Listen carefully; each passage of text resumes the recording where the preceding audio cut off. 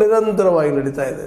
ತಪ್ಪಿದು ಬೇಡ ಅಂತೇಳಿ ಕೊನೆಗೂ ಒಂದು ಹಂತಕ್ಕೆ ಬರ್ತಾ ಇದೆಯೇನೋ ಅಂತ. ಯಾಕಂದ್ರೆ ಸಿದ್ದರಾಮಯ್ಯನವರು ಕೊನೆಗೆ ಇಲ್ಲಪ್ಪ ಒಂದಿಷ್ಟು ನಮಗೆ ಟೈಮ್ ಕೊಡು, ಒಂದು 10 ದಿನ ನಾನು ಅದನ್ನು ವಿಚಾರ ಮಾಡ್ತೀನಿ ಅಂತೇಳಿ ಈ ನಿನ್ನೆ ಮಾತಾಡಿದಂಥ ಒಂದು ಸಭೆಯಲ್ಲಿ ಅಲ್ಲೇ ಅನೇಕ ಏನಪ್ಪ ಅಂತಂದ್ರೆ ನಮ್ಮ ರೈತ ಹಿಡಿಗಳು ಚುಕ್ಕಿ ನಂಜನಸ್ವಾಮಿಯವರಾಗಿರ್ಬೋದು, ಇನ್ನುಳಿದವರಾಗಿರ್ಬೋದು, ಭಾಳಷ್ಟು ಜನ ರೈತ ಮುಖಂಡರಲ್ಲಿ ಕೂಡಿದ್ದರು. ಇಲ್ಲ ನಮ್ಮ 13 ಹಳ್ಳಿಗಳನ್ನು ನಾವು ಬಿಟ್ಟು ಕೊಡಬೇಕು, ಅಲ್ಲೇ ಯಾವುದೇ ಕೈಗಾರಿಕಾ ಅಭಿವೃದ್ಧಿ ಬೇಕಾಗಿಲ್ಲ, ಬೇರೆ ಮಾಡಿಕೊಡ್ರಿ ನೀವು, ಯಾಕಂದರೆ ಭಾಳ ಫಲವತ್ತಾದ ಭೂಮಿ ಇದೆ ಇವು 13 ಹಳ್ಳಿಗಳದ್ದು ಅಂತೇಳಿ ಎಲ್ಲರದ್ದು ಒಂದೇ ಮಾತು, ಅದು ಬಿಡಬೇಕು ಅಂತೇಳಿ ನಿಧಾನಕ್ಕೆ ಅದು ಸ್ಟ್ರೈಕ್ ರೂಪಿಸಿದ್ದು ಜನಸಾಮಾನ್ಯರ ಒಂದು ಚಳವಳಿ ಆಗುವಂಥ ಪರಿಸ್ಥಿತಿ. ಇತ್ತೀಚೆಗೆ ಬರಗೂರು ರಾಮಚಂದ್ರಪ್ಪನವರು ಸಹ ಆ ವಿಷಯದಲ್ಲೇ ಒಂದಿಷ್ಟು ದಿಟ್ಟವಾಗಿ ಮಾತಾಡಿದ್ರು. ಇಲ್ಲ ಆ ಭೂಮಿಯನ್ನು ರೈತರಿಗೆ ಕೊಡ್ರಿ, ಅದನ್ನು ರೈತರಿಗೆ ಮರಳಿಸ್ರಿ ಅಂತೇಳಿ.